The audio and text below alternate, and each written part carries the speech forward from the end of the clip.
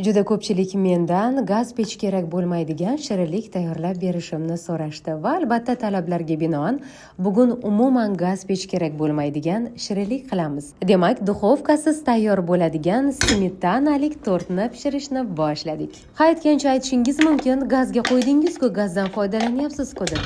Men gaz pechi, ya'ni duxovkani nazarda tutyapman, gaz plitasini emas. Ishimizni birinchi navbatda krem tayyorlashdan boshlaymiz. Idish tagiga olov yoqmasdan avval birinchi navbatda 400 gram smetanani solamiz, ortidan esa 2 tuxumni chaqib olamiz. Keyin esa 1 piyola yoki bo'lmasa 150 gram shakar solamiz. Ortidan kukuruz kraxmali, bu 50 gramni tashkil etishi kerak. 2 osh qoshiq yetadi. Uni ortidan esa 1 chimdim tuz solib, agar uyingizdan topilsa, xohishga ko'ra vanilin ham solib yuborsangiz bo'ladi. Ana endi hech ham qo'rqmasdan olovni yoqib, venchik yordamida to krem tayyor bo'lguncha tinmasdan aralashtirib turamiz. Doimiy ravishda aralashtirib turmasangiz, kremingiz tagiga oladi yoki bo'lmasam qimoq bo'lib chiqadi. Eng asosiysi esa olov past bo'lishi kerak. Krem tayyor bo'lib, xuddi shunday holatga kelganidan so'ng olovni o'chirib, saryog'ni solib aralashtirib yuborsangiz bo'ladi. Albatta, kremni issig'ida bemalol saryog'ingiz eriydi. Aytgancha 100 gram saryog' solsangiz kifoya. Saryog' kremni yanada mazali chiqishini ta'minlaydi. Albatta, yana bir bor eslataman, saryog' solishdan avval idish tagini olovini o'chiring va krem sovigunga qadar biz endi masalliqni tayyorlaymiz. Oddiy do'konlarda sotadigan qora, ya'ni kakaoli pechenyelardan foydalandim. Ushbu tortimiz uchun bizga 300 gram pechenye yetadi. Pechenyelarni xohlagan uslubda maydalashingiz mumkin. Men choperdan foydalandim, chunki uni mayda ushoq holatiga kelishi juda ham muhim. Tayyor bo'lgan pechenye ushoqlarini boshqa idishga solamiz va avvaldan eritilgan 100 gram saryog'ni quyamiz. Pechenyega saryog' solishimizning asosiy sababi tortni shaklini hosil qilish uchun juda ham muhim, ya'ni xamir holatiga keltirib olamiz. Yana bir bor eslataman, 300 gram pechenye uchun 100 gram eritilgan saryog' yetadi. Mana shunday o'lchamdagi, u darajada katta bo'lmagan qolipga solamiz va avvalambor chetlarini stakan yordamida chiqarib olamiz. Tortni birinchi qismiga tayyorlagan peshenyeli massamizni solganimizda 3 dan 2 qismini solsak kifoya, chunki bir qismini ustiga sepish uchun olib qo'yamiz.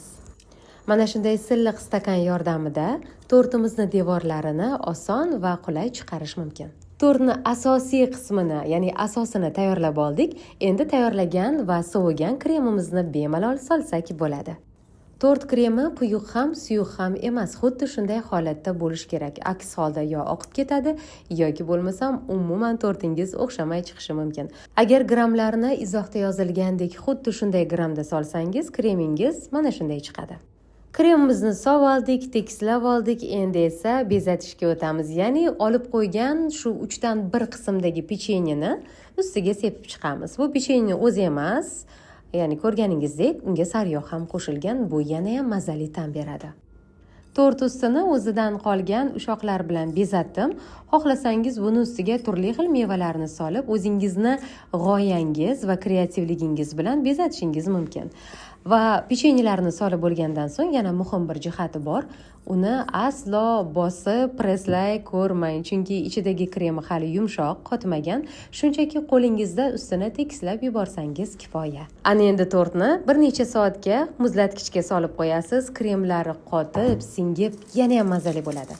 Mana azizlar, duxovka kerak bo'lmaydigan tortimiz tayyor bo'ldi. Endi uni ochish marosimini o'tkazamiz. Eng yoqimli jihatlardan biri. Ko'rinishidan juda ham chiroyli, kesilganda yana ham ko'rkamlashadigan smetanali tortni albatta siz ham tayyorlab ko'ring. Aniq sizga yoqadi. Buni kesilishini qarang. Xolodilnikda, ya'ni muzlatgichda qancha ko'p tursa, u shuncha mazali va shuncha o'zini yaxshi ushlab oladi. Men kechqurun tayyorlab, ertalab muzlatgichdan oldim va u mana shunday go'zal ko'rinishga ega edi. Oq-qora rangi bilan nima dedingiz? Ko'rinishi zo'r-a? Ishonavering, mazasi undan ham zo'r. Ham kattalarga, ham kichiklarga birday yoqadigan, me'daga tegmaydigan, judayam mazali ta'mga ega bo'lgan smetanali tortni qilib ko'ring. Sizga ham, oila a'zolaringizga ham aniq yoqadi. Kesilishini va vilkada olinishini qarang. Rostdan ham zo'ra. Ishtahangiz ochildimi? Unda tayyorlab ko'ring. Vaqtingiz ham ko'p ketmaydi, qolaversa oila a'zolaringizga yoqadi. Agar desert sizga manzur kelgan bo'lsa, like va izohlarda fikringizni kutaman va eng asosiysi, yerliklarga ulashib qo'yish yodingizdan chiqmasin. Hurmat bilan, Qunduzxon Abdullayeva.